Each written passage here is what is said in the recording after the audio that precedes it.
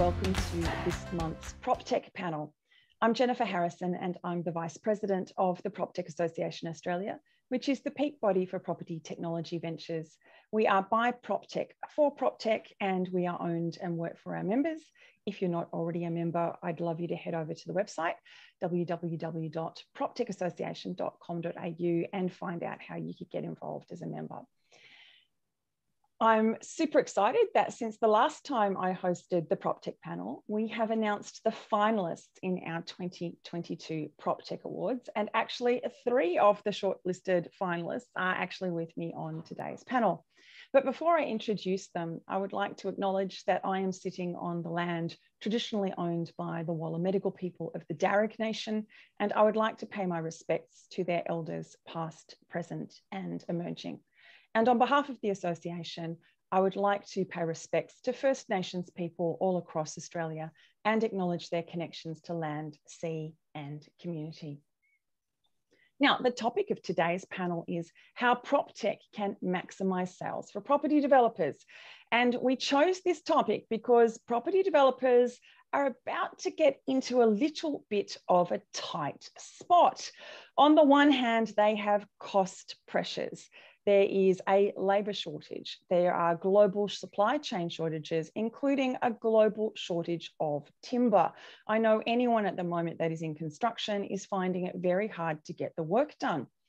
On the other side, we now have the Reserve Bank entering into a period of increasing interest rates, and higher interest rates decrease people's affordability, their ability to buy property.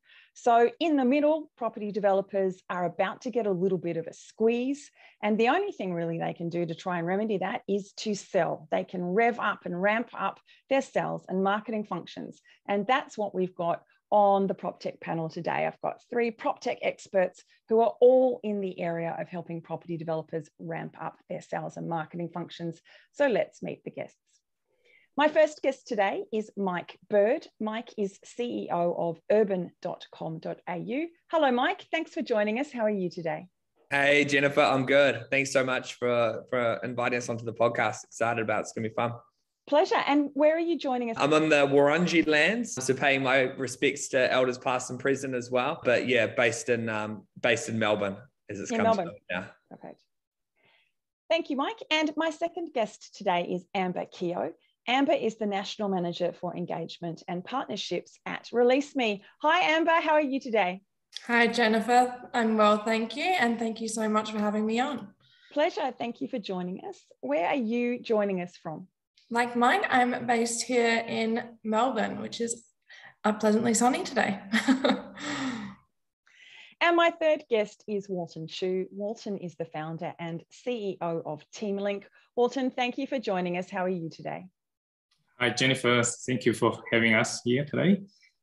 And we are based in Sydney. It looks like I'm the only one from Sydney. Yes, I'm in Sydney as well. I have to say Sydney is doing the usual raining. Exactly, yeah. Mike, let me come and have a chat with you first and let's find out more about urban.com.au. In a nutshell, can you give us your elevator pitch, please? Sure. So we're Australia's #1 platform dedicated to off-the-plan property in terms of audience size and also in terms of property developer adoption.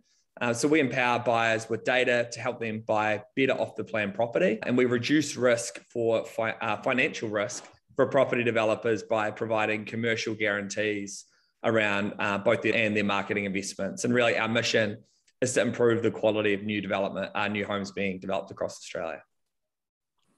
Excellent. Can you tell us a little bit more now about that problem? So what are the problems and challenges in terms of, for example, property developers having certainty that those sales are going to complete? What are the challenges with people buying off the plan knowing they're not going to, buy a lemon? And how do you help to solve for those challenges at urban.com.au?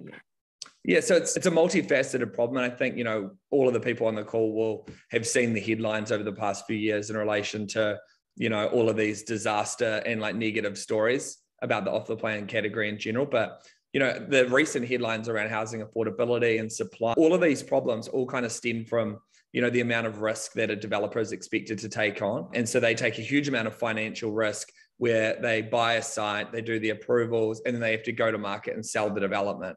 Now, the developer takes a lot of commercial risk, both in terms of the overall cost of the project, but also the cost of the marketing investment, which if they generate a whole bunch of leads that don't sell, not only have they paid for the marketing, or worse yet, if they spend a lot of money on marketing and they don't get any leads, then they've still got all of the cost of capital of holding on to the development. And that can be a huge amount of cost. So really what we're trying to do on the B2B, on the industry side, is providing more guarantees around marketing. And now recently, we're actually even providing guarantees around sales. So developers can buy sales through us. So it's a small part of our business, but it's growing really quickly. And so that's kind of the B2B side. On the consumer side, as a result of this risk that the developers are taking on, as you could probably understand, they're pretty hesitant as far as, providing a lot of detail. Because plans can change, and as markets and things change, they want to have, room to move. And unfortunately, the kind of bottom 10% of the market, as far as the quality developers, like the lowest quality developers, are kind of, hiding behind and not being forthcoming with information. And unfortunately, they're the ones that end up in the headlines, and they're the ones that are kind of, unfortunately, giving the whole category a bad name, because I've been working in the category for almost a decade now, through both urban and businesses before that. And what I've come to realize is that there's a lot of really high quality, high integrity developers who are solving an important problem. And so we're kind of here for those guys and helping them be more successful and telling their story and using transparency to help buyers find them. I think a lot of people may not really know the property development market very well. They probably know the big names in property development, but actually property development, I think it's actually very fragmented. There's a lot of very small and only medium-sized property developers. I'm curious to hear a bit more from you, Mike, as to how are you using technology to address some of those problems and challenges? Yeah, so the first thing that seemed crazy to me when, before we actually bought the business about 3.5 years ago. And what seemed crazy to me is that from a consumer perspective, there was no place to see everything that's available in the market at any given point in time. So most people on the call probably be familiar with the way the existing advertising portals work. So it's a pay to list model. Now, the unfortunate side of that is, one, it doesn't really provide any commercial security for the developer in terms of having accountability from those platforms. And clearly, they're doing a lot of things right. And from my perspective, I think it's important that there's commercial guarantees around performance. And so, yeah, that's kind of what the underlying thing is. But really at Urban, we're running 4 main technology products. So our underlying core tech platform that powers all of our experiences and everything that everyone can see is our project data platform. So what that does is it sources data in real time from hundreds of different places across the internet. And so it finds all of that information in terms of what's coming through planning, who are the people that are behind the developments, have they done projects before, who's actually building the development, because a lot of the time the development and the builder will be separate, who's the architect that's designed the project, and a bunch of other information. So we use that to kind of collect a huge amount of data. Then we enrich those listings, and we use our second technology platform, which is our back-end customer portal. So we've had several thousand property development industry people sign up to our platform, and we generate thousands of unique updates every month about the developments that our other technology platform identifies. And so those listings get enriched with things like brochures and floor plans and pricing and renders and all the other things that everyone needs. And so we've got this big data engine at the top. Then we have a platform that's used by, it has thousands of registered users, generating thousands of, enrichments of these listings. And then all of that data is fed through APIs through to our website and our mobile app. And then that's viewed by about 250,000 people every month come to Urban to view the information. And as I said, we're the only place that consumers can see everything, all apartment and townhouse projects that are available in Australia at any one time, both in terms of what's for sale now and also, what's coming soon. Mm-hmm. Fantastic. And so tell us a little bit more about how are you going to market to reach out to developers who might be looking for that commercial certainty, or people who are in the market looking to buy off the plan? How do you go to market to find them? And also, could you give us some examples of some of the positive feedback you're getting from your users? Yeah, sure. So, our data engine and the way that the kind of business works around solving this problem of transparency for consumers, that one of the fortuitous kind of elements of that is that it means that we've got a listing for almost every single upcoming and at sales development in Australia. And so as a result of this, the product actually has an inbuilt freemium model where the first kind of interaction we have with the developer is often us giving them free leads. And so we kind of start the relationship off well, and we've got this kind of, so this enables this kind of product-led growth model where, every month we're sending out several thousand leads for free across the industry and writing hundreds and hundreds of articles about those developments that attracts our audience. So by virtue of our kind of, the DNA of the business, I guess, we have a relationship with almost every single property development company in Australia, and we've had that for quite some time. And so many of those developers then choose to sponsor their listing once they've received a lot of inquiry from us. And so we've had several hundred developers sign on to lead subscription products. And so they pay like a fixed fee each month for a guaranteed volume of SMS buyer inquiries. And then on the B2B side of things, we're reducing risk for developers, as I said, and then thinking about ways that we can kind of execute that job better. And so, as I mentioned at the start, we've introduced this cost per sale based model, but we're kind of in like a bit of a closed beta at the moment, but that's been going really well. Sorry, and the feedback? And feedback, yes. Yeah. So we've had, as I mentioned, I think, several thousand people now register on the B2B side of things. And hundreds have now thankfully registered for the paid subscription as well. On the consumer side, when we bought the business, there was about 30,000 users per month coming to the platform. And it was just focused on Melbourne, and it was kind of more of a blog / industry kind of side at that point. And the founders did a tremendous job to get it there. And when we took over, about 18 months before COVID started, since then we've grown the audience out to, it's about 250,000 people each month. And so we get a lot of feedback, both from the industry, and we often measure it by people voting with their wallets in terms of, are they becoming our paid customers or not? And thankfully, a lot of them are becoming. And then on the consumer side, people are thankful that they can see the whole market. But to be honest, on the consumer side, I feel like we've got quite a bit more work to do to improve where we're at right now. I think the product's useful, but, I think it could be a lot better than what it is. But we've got some interesting things coming down the pipeline to really kind of make a material difference on the mission. Can you tell us a little bit more about, what have you got coming down the pipe? What's on the product roadmap? And I'm also curious to know, have you kind of had any kind of, serendipitous happy surprises where like someone's come to you and said, I'm looking for a solution for this, and you're like, well, that might not be what we actually thought we were going to achieve with urban.com, but actually, this could be really interesting. And then how do you manage that? How do you kind of manage the serendipitous opportunities versus what's in the business plan? Well, I can't tell you exactly what we're doing, but I would say what I can tell you is that we've got like a major technology upgrade we're about a month away from going live with that. That's going to make our data engine, multiple times better than what it is right now. And really our mission is all around, giving buyers more information so they feel confident transacting, and they can kind of tell the difference between the developers that have, the ones that are kind of delivering on their promises. And it's not always the big developers that are the best. There's some really high quality, property developers across all states that maybe only do 2 to 3 projects per year. So it can be kind of difficult to tell as well sometimes who are the good guys and who are the not so good guys. But really all of our consumer innovation is focused around, and technology innovation is really focused around helping buyers answer those questions, feeling more confident and being able to, move forward in that way. In terms of the question regarding the ancillary benefits, probably one thing that we probably underestimated initially was just like how good of a view we are getting on the supply versus demand equation by suburb across the country. And so this kind of major technology upgrade we are working on right now for our underlying data engine is going to make that a lot better. And we're going to have a very good view of like where developers should be developing. And for us, it feels consistent with the mission in terms of improving the quality of new homes that are being built. And I think one of the things about, building quality homes is building them in the places that people actually want to live.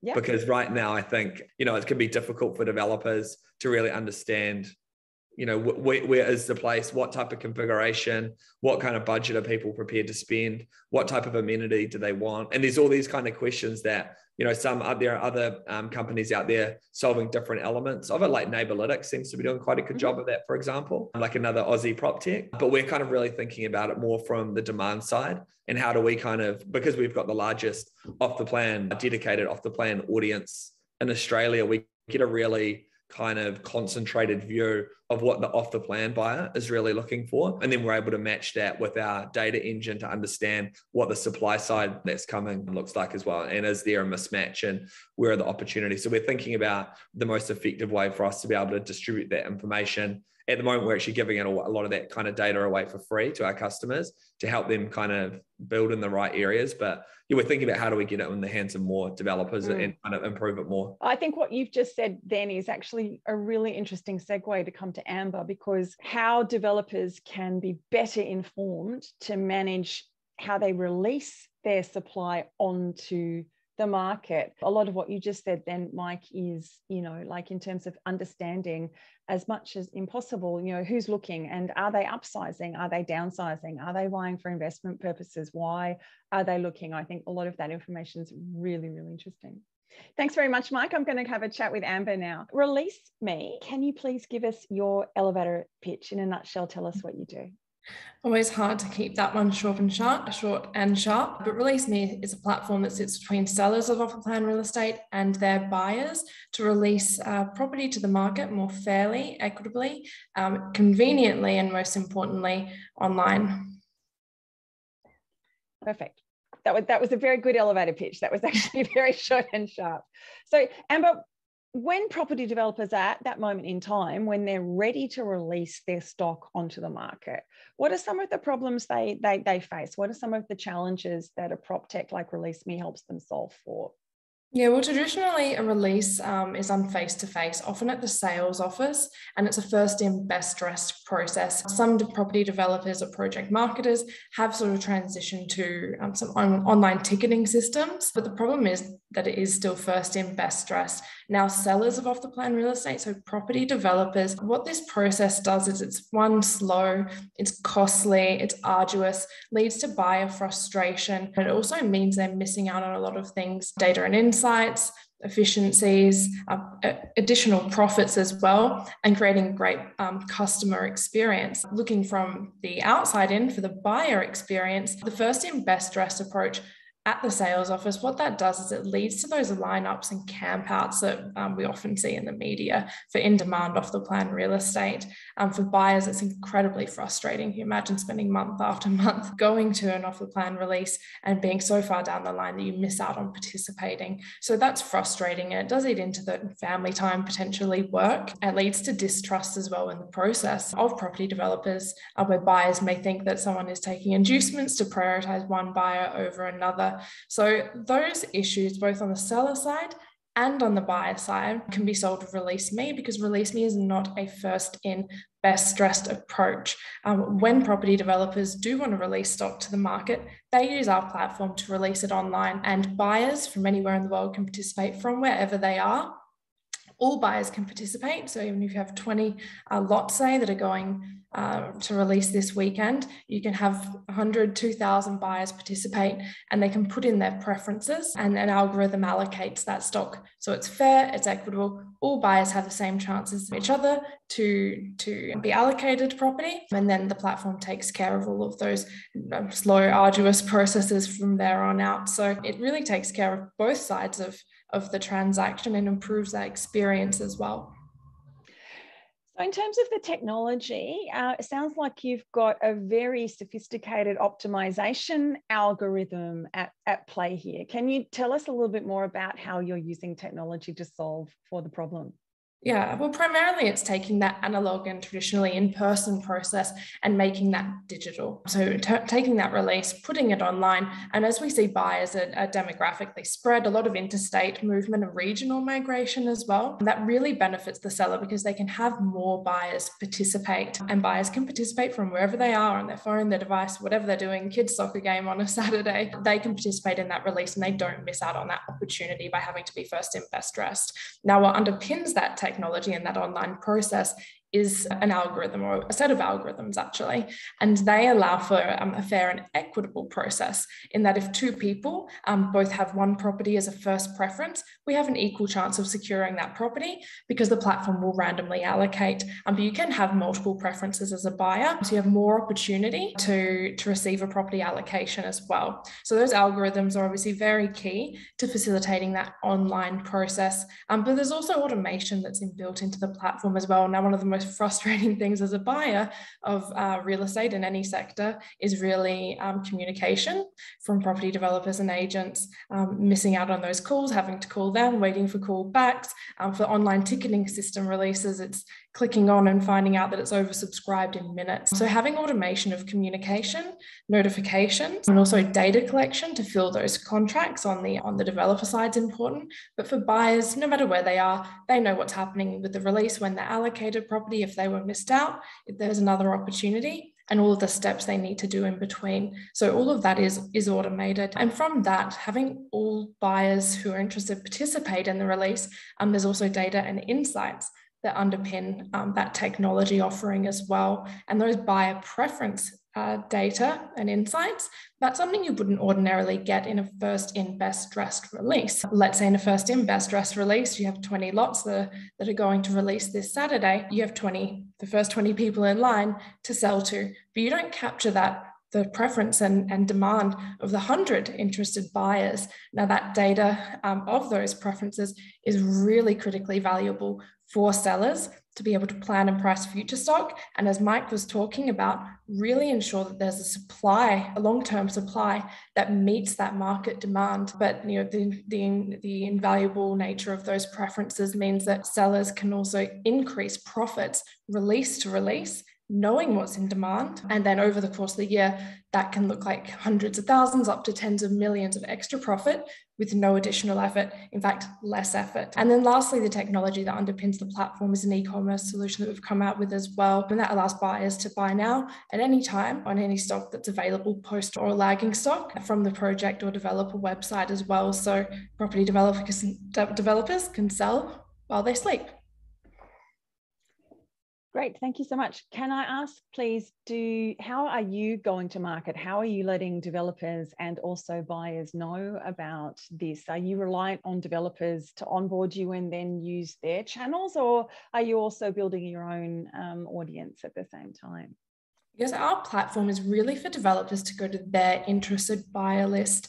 And a lot of developers have, on some of the off-the-plan property listings, have a significant interest from buyers, and that ability to be able to go out to that interested buyer market is really valuable. So sellers will use our platform to go to their interested buyers. So it is a B2B2C platform. Now, it is both sales-led and product-led in terms of the acquisition of those sellers, but we're really grateful to have a great technology partner of ReleaseMe, which is our agency, Toobles. They're incredibly world-renowned app development agency. They recently had news of the sale of the Sam Wood fitness app. That was one of theirs, along with a lot of the government apps that we've seen over the last couple of years. So they really helped us to get to a minimum viable product quickly, move into beta, and we got some early adopters, and then launched to market late last year. So they helped us through that process of getting to market sooner, prioritizing critical development, and bringing features onto the development pipeline faster than we imagined as well. Amber, we've actually had a question come in from someone who's joined us live, which is, how do you prevent people pretending to be a buyer? How do you prevent bots and spammers putting in fake interest? Yeah, absolutely. Well, because the seller, the property developer or agent, will go out to their interested buyer market, the platform isn't whitelisted. So not anyone can participate in a release. So it's not like it's published live on our website. Code and a specific unique URL is given to the seller. They send that on to their interested buyer list, and their interested buyer list can participate from there. And there are a number of security and control mechanisms in the back end that ensure that they are real people, they're not bots, of course, and that there aren't multiple applications from an individual. So yes, both it's covered that it's not a whitelisted platform, not anyone can participate. It's only up to the seller who they send that link to, and then that's validated as well in the buyer applications and data that we see come through. Okay, great. So can you share with us a little bit, what kind of feedback are you getting from developers you're working with? And also, can you tell us a little bit more about your product roadmap? What's coming up next for Release Me? Yeah, we're really glad that as we came to market, we were fortunate enough to onboard a large multinational developer, and the feedback from them immediately was really positive. And because they are so large and they put a lot of stock on the market and they have a huge amount of interested buyers that their stock goes out to, the benefits of our platform, we're able to see that at scale. And what I was talking about before in terms of those buyer preferences, and when you have a couple thousand interested buyers on, let's say, 50 lots being released, that buyer preference data that forms the next release is really invaluable. And the feedback is really that property developers, and like Mike was saying, they use a range of insights and data to be able to put the right stock to the market, but often they do miss the boat because data isn't that readily available. The data that they see through using Release Me allows them to see really what the true buyer market demand is at the time of sale. And let's say they might think a property of 300 square meters, it's the lower end of the market, price point will be the most popular. Actually, sometimes the property developers that use our platform find that what they think will be most popular is in complete contrast with the data that they actually get back. And so when they find out that, say, a 500 square meter north-facing property was the most popular and 100 people had a preference on that particular property or properties of that type, it means in the subsequent release, they can adjust that pricing immediately. And that feedback is really valuable. And we've been able to see early on with this large multinational and our other clients, how that's increased profits immediately and what that does thereafter. So that feedback was great. And from that, they're able to adjust their property mix strategy immediately for those subsequent releases and stages down the track as well. So that's been incredible feedback from the market. Yeah, and I think just adding to that, what I kind of said in my intro about property developers at the moment getting squeezed, like, they can't go backwards, right? So in property development, all you can do is go forwards. And at the end, yes, having that intelligence and those data insights to maximize the profit, given you've built it, your cost at that point in time is largely fixed. I can see that's really, really interesting to property developers. But I'm sure you're having some interesting discussions with some of the old school property developers who are sure they know which ones of their properties are going to be highest in demand. So I think that might be a fascinating conversation to take offline, actually. Yeah, I look forward to hearing from any property developers who are on the call at the moment, to reach out after and talk about how that works as well and get their insights on how they do plan and price and stock. One other question for me is, are you capturing whether people are interested in being owner-occupied versus an investor? Yeah, so we do capture a range of buyer data.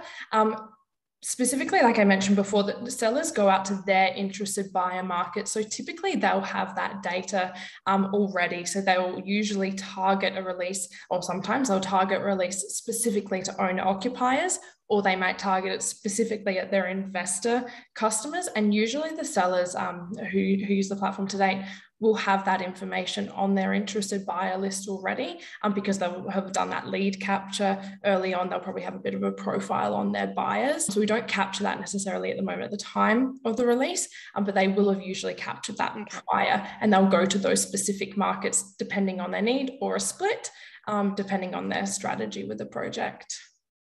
Perfect. Thanks so much, Amber. Walton, let's come and have a chat with Teamlink. And we did hear Amber just then talk about some of the communication challenges when you're trying to sell off the plan and you're using the human beings and some of those communication challenges. And I know that's something that at Teamlink you've got a solution for. But can you tell us, please, introduce Teamlink to us? What's your elevator pitch?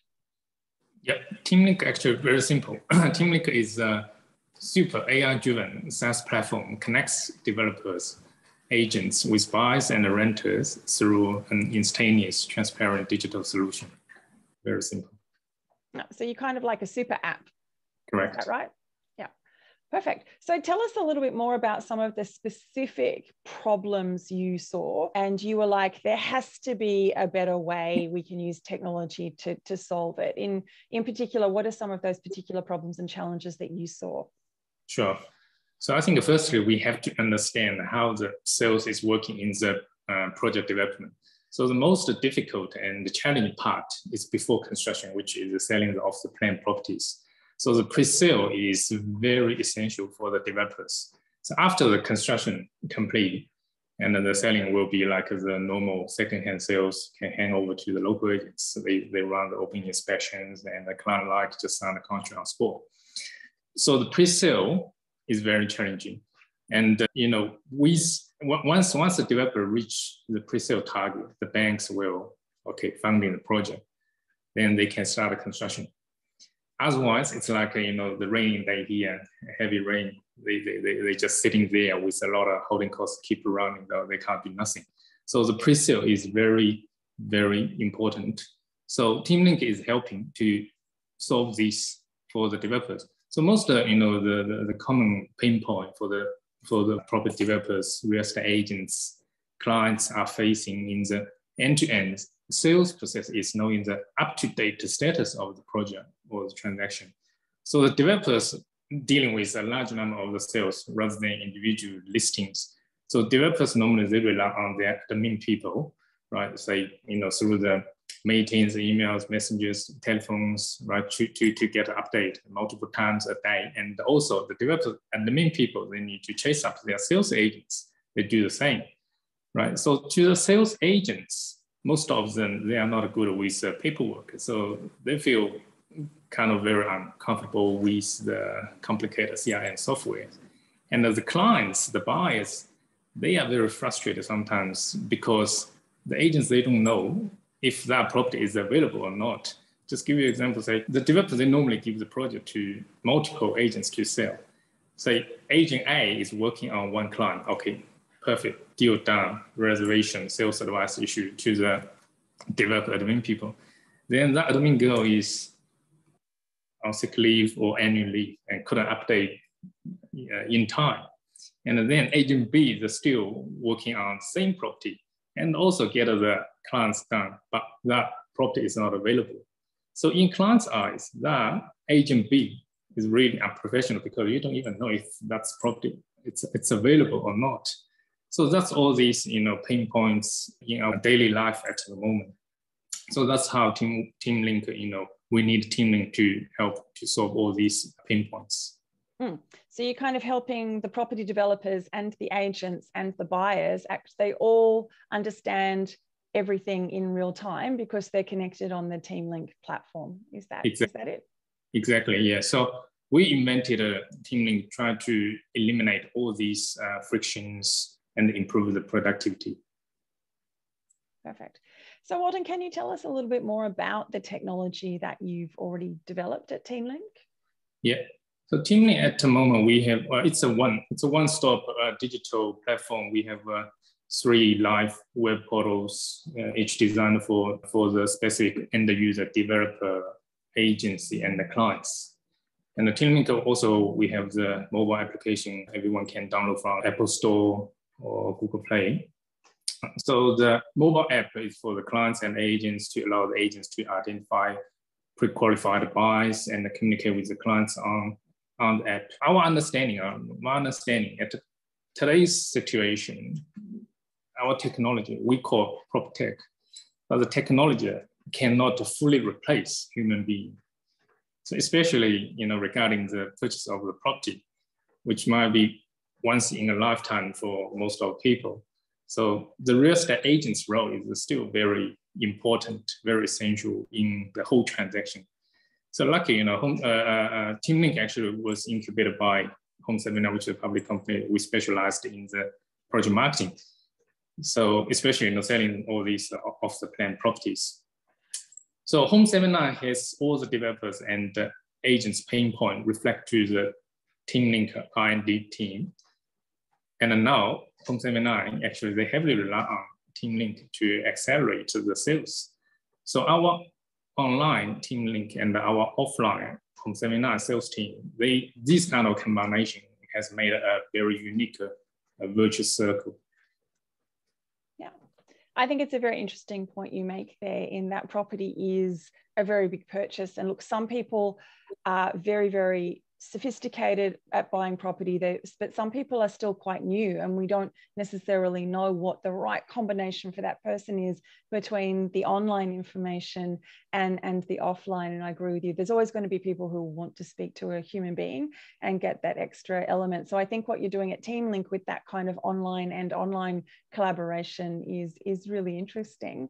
I'm curious to know a little bit more, Walton. How are you telling people about Teamlink? How are you going to market and encouraging people to come on board with your platform? Right. So at the moment, we have been actually launched a Teamlink since 1 year ago, and we got all different feedback from the developers, agents, and our clients. So for the developers, actually, their feedback is they can check all these real-time sales updates through one finger click, and then generate all these reports very easily to their banks. Normally, the bank, they need their updated sales report monthly, so they can easily. They don't need to rely on their admin people. It's not a good news for their admin people, because sooner or later, you know, they will go to find another job, because Teamlink already replaced that part. Mm-hmm. So for the agents, actually, what we found through our selling agents, especially our overseas agents, because we have selling agents in Hong Kong, in Singapore, in China, Indonesia. So they selling the off-the-plan projects can get the simultaneous update on the availability, same as the local agents. And also those overseas agents, they also can lead their clients to view all these VR, 3D stack, how, you know, the 3D stack is through the 3D technology, we can show the clients how the building gonna look like after completion. So before, we only rely on the simple CGI. So let the client to visualize, how the building gonna look like in 2 years. But now we have all this 3D technology. So the agents can lead the client to look around, to understand how the building will be and which unit they are buying, which level, what aspect of the unit is facing. And also for our local agents, because they are not just selling one project, they normally, you know, cross-selling numerous other projects. So sometimes you will see some people just properly suit tie, carry a suitcase on the street, looks like a lawyer or the barrister go to court. Actually not. In their suitcase full of the marketing collaterals, brochures. So because they need to, you know, talk to different clients with the different brochures. But now they don't need that. They just, you know, with one finger play on our Teamlink app, all the marketing collaterals Teamlink app. So they can easily working with their clients, and the reserve goes through the whole transaction with their client on app. And the clients also can get the updates through the app. So that's all these positive feedbacks actually we got from our end users. I love that story you just gave there, Walton, of basically saving the aching backs of the real estate agents, so they don't have to take a suitcase full of marketing collateral on the road with them. But I guess, look, traditionally, that is, you know, property developers still spend big on this. I was at the launch of something a month or so ago, and at the end of the event, I was given my goodie bag, which had the most, you know, amazing glossy brochures in it. But, you know, I can imagine if I was a real estate agent and I had to multiply that by several factors, that's a lot of trees actually that, you know, we're still cutting down to sell off the plan property. Yeah. We're talking about ESG, right? So that will save us a lot of trees. So Walton, that's really exciting. Thanks so much for that. Can you give us a little bit of a sneak peek? What's on the development roadmap for Teamlink? What's coming up? Yeah, so since we position Teamlink as a super app, so we have a lot to research and develop. So in the next 6 months, actually, we are aiming to have finance brokers and the solicitors portal developed to have all the parties related to the transaction to be on the same page, which is simultaneous update for all. And also we have 2 patents. So those 2 patents, actually, they are the algorithm based on the client's background and the activities to analyze which area, which project would be suitable for this potential buyer. So in the next 6 to 12 months, actually, we need to collect a lot of data to help our algorithm our AI learning and have our patents realized in our real life. So that will, dramatically help the developer and help the agents to maximize their sales, which is find the right project for the right client within seconds. I love it. That's fantastic. Thank you so much, Walton. Thank you. I should say to everyone, if you do have a question for anyone in the panel, please, you can use the Q&A function, or you can just drop it into the chat and we'll get an answer from them while we're live. But there is one in the chat that relates to Release Me. It's a question about privacy. So do you have to have your own privacy policy at Release Me and your own rules about what you do with the information and are you actually getting it, or is it kind of just passing straight through to the developer? Yeah, so we do have privacy policies in place, and a lot of the time the developers will have their own, but ultimately the developers go to their buyers. It's their buyers, it's their data, it's their list, it's their application. We don't see that data. I don't see that data unless it is shared with me by that property developer. So whilst I might get some of the high level data, we don't actually see that individual buyer application. So of course there's a lot of security and privacy that overlays in the platform. And like I said, our agency, Two Bulls, is one of the best in the country and has been dealing with the Victorian government COVID safe apps and all of that. So the privacy and security functions that are built into our platform, are second to none. But yes, absolutely, it's an important question when it comes to buyer data, for sure. And Mike, actually, could I put the same question to you? So how do you handle that side of, privacy when people are searching or interacting with developers on your platform? Yes, we've got integrations across, with thousands of different developers and projects and so forth. So the data does hit our system and we have got a copy of all data, but it does go to the developer as well. So we've got our own privacy policy and, world-class security and all the other things that you would expect. But yes, but in relation to just data in general, I think, we've got, now hundreds of thousands of extremely detailed customer profiles. So we know, dozens of things about every buyer that comes through the product in terms of, the buyer type, the suburbs they're interested in, their budgets, their, the types of articles they read, the time of the day that they come on the platform, the time frame in which they're thinking about buying, and, dozens of other things about them as well. And so we kind of think, I know this isn't the kind of question but like in terms of the data piece, I think that's kind of a key area that the market has a lot of opportunity to kind of realize and apply more of the data to improve the quality of the housing outcomes. Because I think, as Amber mentioned earlier, there's like a ton of data out there, but it's just not being surfaced in a way that's, able to be used in a meaningful way for developers to build better property, which is a real shame. We're hoping to kind of open more of that stuff up. And I'll add to that, and absolutely, and you can do that, and I'm sure Mike is aware as well, obviously, you can do that in a way that keeps personal buyers private, but you can use that top line data and insights and feed that back into the market in a way that allows them to plan and price future stock, so you don't get to the end of the project, as a lot of developers do, and have that lagging stock when there's still demand from the market for new real estate. Totally. And yeah, like all of that stuff is encrypted, depersonalized, and all of those things as well. So it's not as though it's John Smith with all of these things and the data's feeding out, but we've got a really comprehensive view of, how the market, what's happening today in the off-the-plan market in Australia and kind of every suburban state. Yeah. And Walton, one of the things you mentioned at Teamlink is that you're actually helping to pre-qualify buyers, I guess. So real estate agents aren't, kind of trying to cold sell something to someone who really isn't interested in it. There's actually some good signaling from the data that that person is definitely a good contact to call. Sorry, Jen.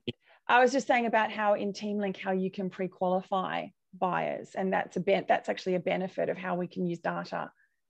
Yeah, so that's actually through our algorithm. So through all the client's registration background information and also their activity when they're browsing on the app or on our web, so we can how qualify this client will be through all their, we call the habit, their activity, this habit. So then we can allocate, all kind of recommend which project could be suitable for this buyer. Yep, perfect. Okay, and Walton, not many people probably do know, you actually used to be a medical doctor. So I'm always very curious to ask people, was there an aha moment? How did you one day decide to come and be a property entrepreneur and not to be a doctor? Okay, very simple. I was a medical orthopedist in China, and when coming here, so I started as an engineer, I got a master's degree, but Australia Medical Council acknowledge our degree, but not acknowledge our practice because the language is totally different. So we have to go through the very long journey to get licensed. So make the long story short, for living, I have to give up my love, what I love. And then for living, I have to start new here. So started as a salesperson. And then after 2 years, start my own business, which is Home 79, project marketing company. And I get that publicly listed on the National Stock Exchange. And recently, we found a lot of, not recently, actually, through the last 15 years, we found a lot of pain points in the traditional business. That's why, as a doctor, we always like to fix something in pain, right? So that's why I think, nowadays, the only thing the technology can help to fix all these pain points. That's how my journey very amazing from medical to the property and to Proptech. That's a fantastic story. Okay, well, I think, guys, that might be time to wrap it up. So let me just quickly circle back. I'll come back to you first of all, Walton. What is the best way for people to connect with you personally and also to find out more about Teamlink? Yeah, personally, I think LinkedIn and Teamlink, probably just Google teamlink.com.au. And if you want to know more, you can request our demo. Perfect. And Amber, what's the best way for people to connect with you personally and also to find out more about Release Me? Yeah, best way to connect with me personally is LinkedIn. So Amber Keogh, and you'll see how to spell my surname here. It's always a sticking point. How do we spell that? And you can also jump on LinkedIn to follow our Release Me page, and you'll find my information there as well. Now, if you're interested in the platform, just jump onto our website, which is release.me. Nice and short and sharp, and you can connect with us there, find out more, or book a demo as well.